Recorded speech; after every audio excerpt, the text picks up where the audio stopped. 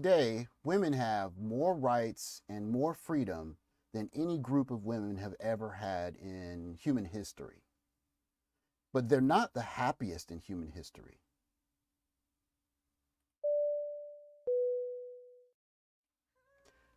Before we start, think about the women in your life, from the younger women that are maybe younger than 40, maybe adult age women, to the women that are your grandparents' age, maybe in their 70s or 80s if we're lucky.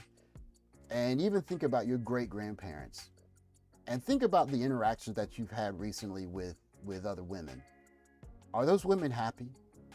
Are they enjoying their lives? Are they satisfied with their lives? Take a second to think about that. And I want you to watch this video of just men and women being asked, are they happy? Take a listen. Are you happy?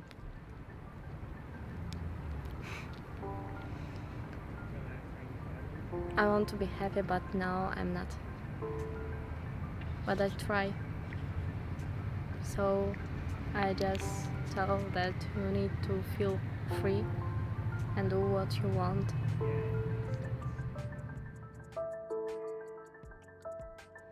Are you happy? Yes, I'm very happy. I am.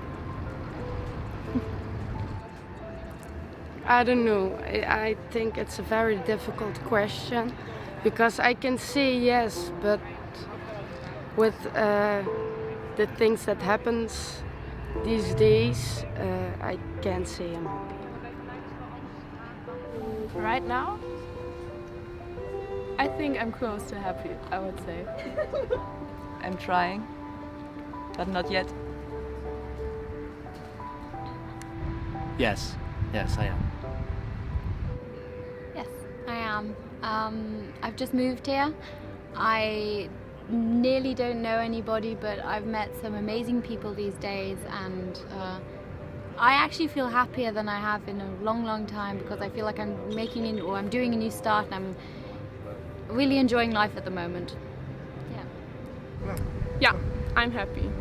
I try to be happy. It's easy to be happy. It's just a mindset you have to change.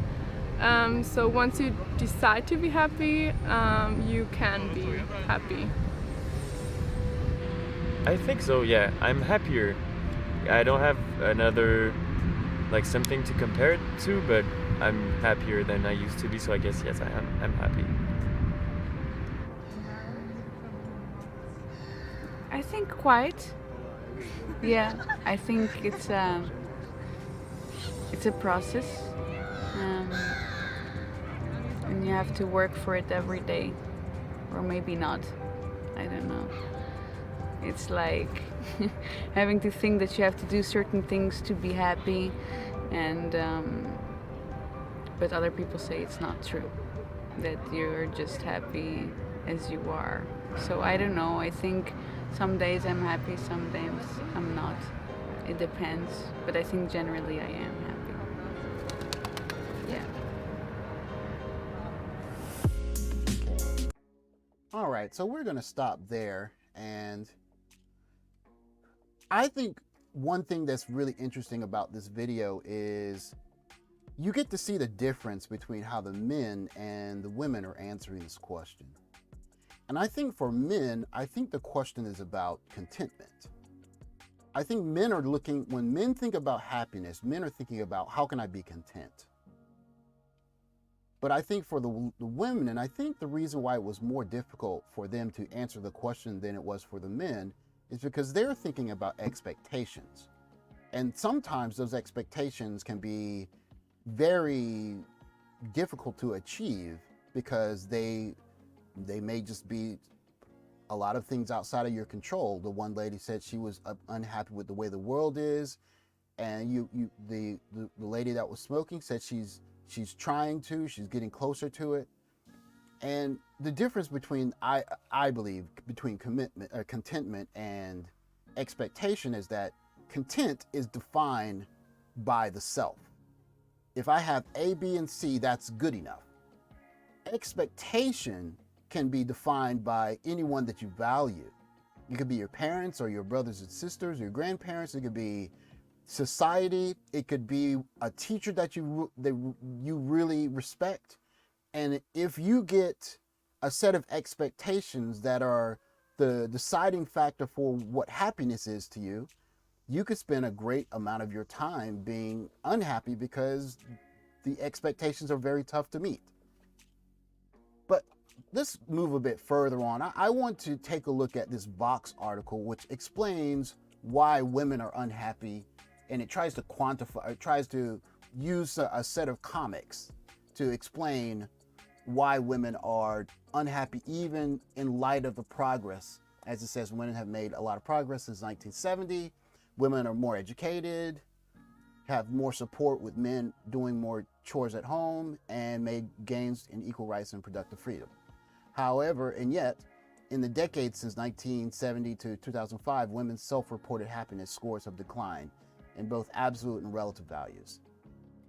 So even with the gains and freedoms and rights for women, you see a decided decline in the levels of female happiness and or women happiness. And you could think about your life and the people in your life. Are women getting happier? Ask yourself that question. Are you seeing the women in your life, the women that you meet, are they trending towards being happier, more satisfied, more joyous? So this article offers some explanations as to why, even though women have made the gains, why women are unhappy. So it says one could be the expectations. There's the expectations again. One culprit might be women's changing expectations as our opportunities in life and work increase. So the opportunities to compare ourselves not just to women, but to men. So expectations that are, again, controlled outside of the self are much more, generally more difficult to attain than contentment, which is defined by yourself, right? So this is the glass ceiling argument, and I'm not exactly sure I agree with this, because I don't know if work itself is going to be something that's going to generate happiness, because, and let's be honest here, one, people don't care about men's happiness. Nobody cares. That is the male experience. If you're unhappy as a male, if you're lucky and you have a wonderful mother, she cares. And if you're in a loving relationship, she might care. She probably cares if you're in a great relationship. But if you're a normal guy and you're not in a relationship, nobody cares about your happiness. And so the idea that a job is going to be the source of that man's happiness, men know better than that. The job is not going to make you happy. And so even getting a higher position in a job, you're going to get more work, you're going to get more accolades, but that might do more to being fulfilled in yourself and your career goals. But we're talking about happiness here. So that's an offer that is an explanation. The growing complexity of women's lives may also be a factor. In 1970, a woman who was primary homemaker might judge her happiness based on, her family life. But now, 50 years later, might be considering circumstances at home and work. Okay, and of course, even here I have to push back a little bit, because if you're single or you're not married, and I don't know if you've had children, that's a different point. But if you're single, this is not something that has anything, that this is not applicable, because single men, women go to work. It's the same. All of this good news suggests the frame, okay? Another explanation is the persistence of male-female happiness gap is that many men have reaped more than their share of benefits from the women's movement. And this is, I think, is a really key point made, is that marriage economists Stevenson and Wolfer speculate that while men enjoy the spoils of the sexual revolution, they're far less impacted by the decline of traditional families. So simply put, if men are sexually responsible, they can go on having free sex forever. And for women, surely they can do the same thing. It's just that at some point, if she feels the need to want to start a family, or if she does start a family, that burden is probably going to be mostly on her, probably because she's going to have to carry the children. And even if she's with a man and the man decides not to have anything to do with the child support money is not going to alleviate not just having a child, but not having someone there to help raise the child, which tends to happen a lot for women who decide that I can either A, have a child without a mate, or B, choose a mate that just doesn't want to be with them and have the child anyways. But again, the point is, men who have options don't have to commit. And this has an effect on women. So, and even here it says, although men's contributions have increased, women still do on average. But again, we're seeing the divorce rate is dropping, and more people are living alone than together, or growing or moving in that trend. So again, I think this is, I mean, if I live alone, I fold my own clothes. Woman lives alone, she folds her own clothes. There's no difference there. And there's no way to really judge the splitting of household activity. So I think this is not quantifiable, okay? And then of course the last one, because women increasing participation in the workforce is not that proportionate with decreasing responsibilities at home. If a guy lives alone, he cleans his place. A woman lives alone, she cleans her place. Unless you're talking about marital people splitting duties. And again, we're seeing fewer people get married, so this is applicable to fewer and fewer people because more people are living apart. They're not getting married. So yes. And of course here, there's a glass ceiling again, but I think the glass ceiling is not so applicable just because work, again, I don't think work is a source for success. But I want to get to this article here, which is a Freakonomics article. And this is a post from 2007. And I think this is really interesting because there's a really striking sentence, and they kind of respond to this article here, the paradox of declining female happiness. And they go through why they believe that it has the points that it has, and some of the reasons why they might be right in terms of female happiness, what the drivers behind it.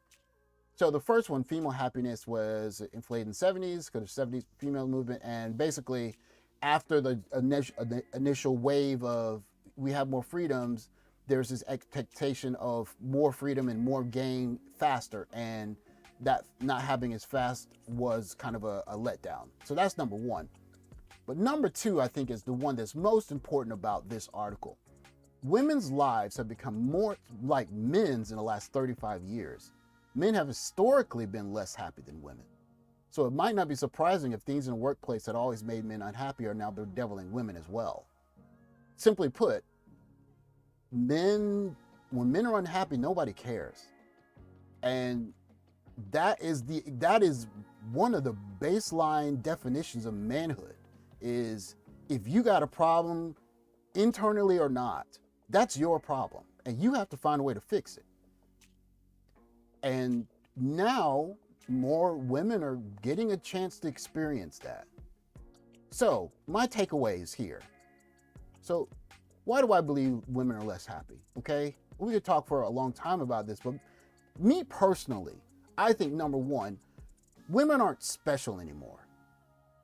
So when I grew up in the 1980s and the 90s, there's an idea of chivalry. Women are special.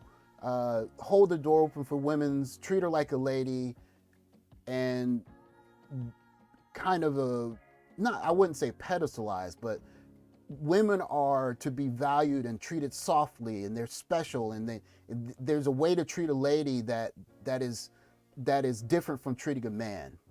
And as society has progressed, we've moved further and further away from that. And so the experience for women is becoming kind of, if you rent, you're a rentee. If you pay, you're a shopper. If you break the law, you're a lawbreaker. And that has nothing to do with your gender. If you go to work, you're an employee. Those are things that have absolutely nothing to do with sex. It just has to do with you being a human being. And there's nothing special in that. You're not going to get treated specially And so if you long for that special treatment, you're just not going to get that in the society that we're moving towards. And that might be one reason why we might see a spike in more women being unhappy.